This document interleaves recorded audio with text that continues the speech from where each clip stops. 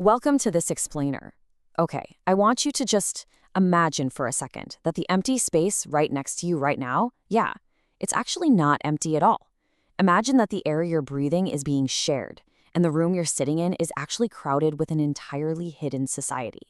Today, we're exploring the secret life of the Shayateen, the vast hidden world of the jinn, and some truly chilling warnings about the end times. Let's get started. Okay, let's dive into this. Have you ever felt a sudden, weird chill? Or maybe that unshakable, creepy feeling of being watched when no one else is around? Well, according to the ancient texts and Islamic scholars we're examining today, the world we see with our physical eyes, the place where we breathe, eat, and go to work, is actually only the first level of life. There is an entire parallel reality existing right on top of our own. It's a dimension that's completely free from the limits of time and physical place as we understand them. And according to this lore, we are, quite literally, never truly alone.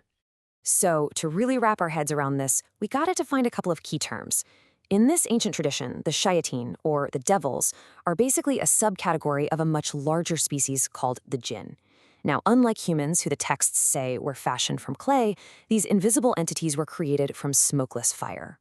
They live in what's known as the unseen world. Think of it as a hidden dimension that just overlays ours.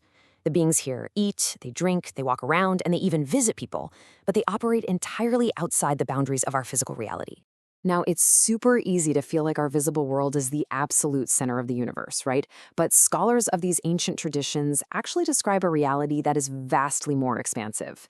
In fact, they outline 5 distinct levels of life.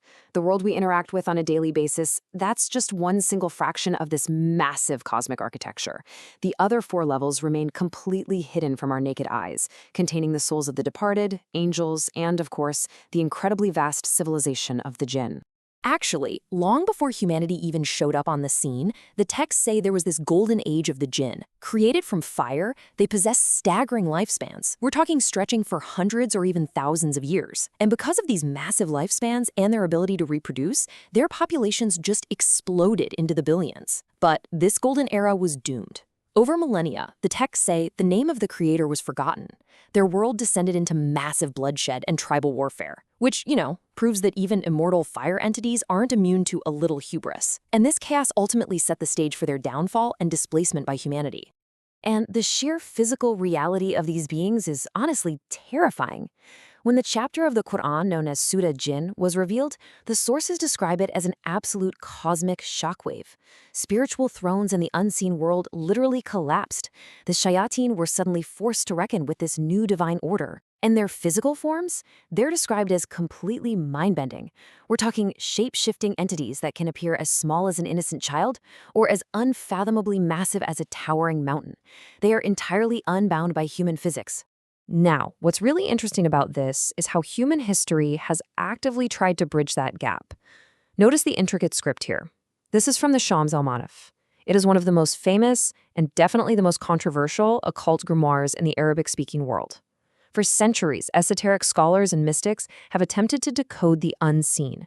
They've written these incredibly detailed manuals on how to interact with, command, or even protect oneself from these unseen forces, using complex talismans and secret names. But here's the thing. You don't actually need to go digging through an ancient grimoire to interact with this world. Because, according to these traditions, it is already interacting with you. This is probably one of the single most unsettling concepts in all of this source material. The foundational texts state it super clearly. Every single human being has at least one shaitan attached to them right from birth. This personal shadow demon is known as the Kareen, and it is a constant, invisible companion that literally never leaves your side. So what exactly is this Kareen doing all day? Well, think of it as a 24/7 supernatural surveillance system. Your Kareen monitors your daily actions, it learns your absolute deepest secrets, your worst fears, and your hidden desires. It even memorizes the exact names, ages, and causes of death of your relatives. And here's the catch. When a rogue jinn enters the room, your Kareen essentially downloads your entire psychological profile straight to them. It's basically the ultimate supernatural identity theft, and it's the exact mechanism they use to mimic supernatural insight. Let's look at how this builds into the wider world of occult deception. The sources outline a very specific, almost mechanical flowchart for how the Shayateen actually supplies psychics with information. First, they fly way up to the lower heavens to eavesdrop on the angels who are discussing the future. As a divine defense mechanism, they are often struck by flaming fire, which we see as shooting stars. If a shaitan somehow manages to snatch a tiny fragment of truth before getting struck, they take that one single truth, mix it with 100 lies, and then deliver that warped message directly to earthly magicians and fortune tellers. And that brings us right back to these occult texts and methods. It highlights a really profound dynamic. Those TV magicians, the local fortune tellers, the soothsayers who claim they can predict your future or magically know your deceased grandmother's name, well, according to this theology, they are relying entirely on this corrupted, stolen intelligence. They aren't actually clairvoyant. They are simply the earthly mouthpieces for the surveillance data gathered by the jinn and your Kareen. But listen, all of this localized deception, the fortune tellers, the shadow companions, that is literally just a warm-up for the ultimate eschatological event described in the sources. I'm talking about the arrival of the Dajjal, the great deceiver of the end times. He won't arrive as some giant monster from the deep. Instead, the hadith, the prophetic traditions, describe him as a young man, somewhere between 12 and 25 years old. Yet he will wield unimaginable influence and command the entire unseen world to manipulate humanity on a global scale.